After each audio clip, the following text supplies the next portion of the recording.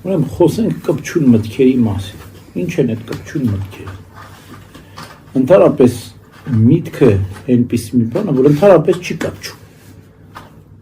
Օրինակ թուղթը կարող ենք փակցնել, սոսինձը քսել փակցնել, անգամ երկաթը կարող ենք փակցնել, անգամ քարը կարող ենք սոսինձով փակցնել։ Ինչու, որտեղ նրանք ունեն քաշ, ունեն նյութ, ունեն բովանդակություն, սոսինձն էլ պատրաստ է, որ փակցնի, կպցնի, այդպես մնում է։ Բայց մտքերը, որպես այդպիսին, իրենք անոսր են, աննյութ են։ Օդի նման է, ասում է Սուրբ Գրիգոր Տաթևացի միտքը, եւ ինքը չի կպչում, բայց ում մոտ չի կպչում։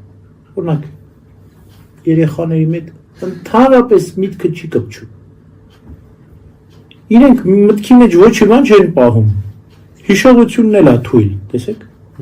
Հիշողությունն էլ է թույլ։ Իրենք ինչու, որովհետև իրենց հոգին ազատ է։ Ծանրաբեռնված չէ։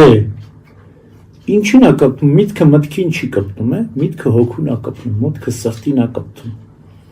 Այդ սոսինձը որտե մտքի վրա էլ սրտի մեջ է։ Եվ մտքից գալիս է սրտին կպտում։ Ինչու, որտեղ մեր միտքը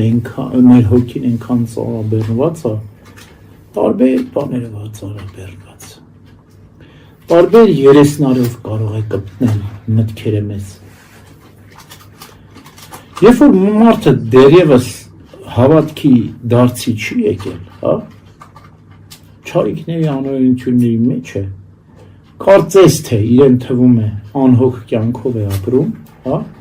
Սատանան էլ չի անհանգստացնում իրեն մտավոր պատերազմի միջոցով, ազատ է թողնել, մտքերի հարցակում չունի, մտքերի պատերազմ չունի, ինչու որտեղ ազատորեն մեղքեր է գործում։ Իրեն մոտ կարծես մտքերը չեն կպչում։ Բայց մի պահ գալիս է, երբ որ տեսնում ես մարդը անդրադարձավ իր կյանքին եւ ուզում է հետ կանգնել, անմիջապես որպես կանոն այդպեսին է, ես ինչքան իմ փորձառությունը ցույց է տվել, մարդը հենց որ անդրադառնում է իր կյանքին, հասկանում է, որ սխալ է ապրում, ուզում է հետ դառնա, մտքերը սկսում են կպչել։ Սոսինձը լցնում է, սատանա, հոգու մեջ է լցում։ Ինչու, որտեղ այդ սոսինձը միշտ էլ կար, մեղքերի հիշողությունն է դա, ահռելի մարդը կյանքու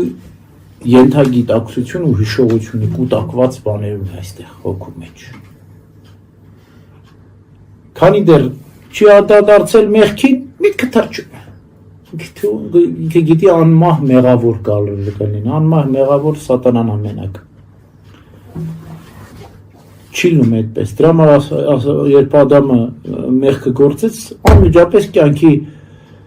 ծառի ճանապարհը փակեց Աստված, որ անմահ մեղավոր չլինի մարդը, չդառնա սատանայի նման։ Հասկացաք։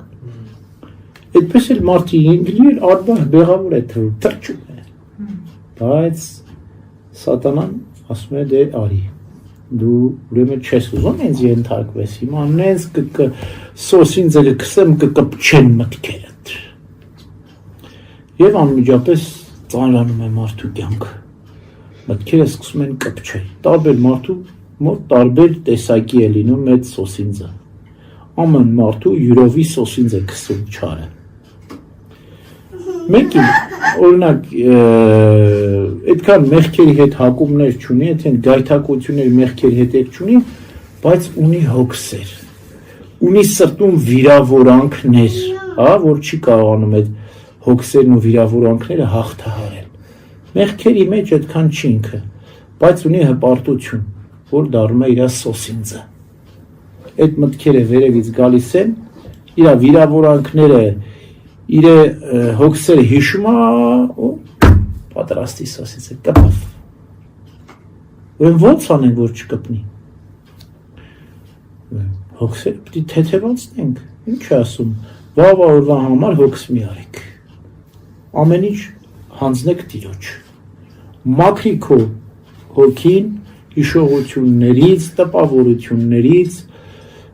հոգսերից թեթևացրու, Սատանայի սոսինձը կմաքրես, օդի մեջ կմնա քո միտքը, էլ կպչելու տեղ չունենա։ Կգա կտեսնի սոսինձ չկա, լի կթռնի օդ։ Միտքը օդային է, ոչ թե սոսնձային է։ Ուրեմն պետք է ինձ անենք, որ այդ սոսինձը մաքրենք, սատանայի քսած սոսինձը մաքրենք։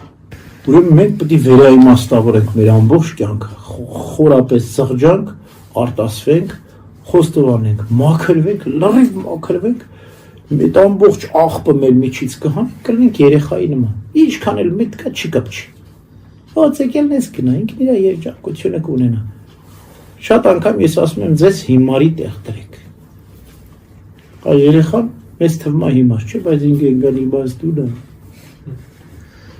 Ոչ մի օգս չունի։ Բա դրա համար է Քրիստոս ասում, որ մինչև չլինեք մանուկների նման, այսինքն մինչև չունենաք որևէ կապչուն միտք, չեք մտնի երկնքի արքայություն։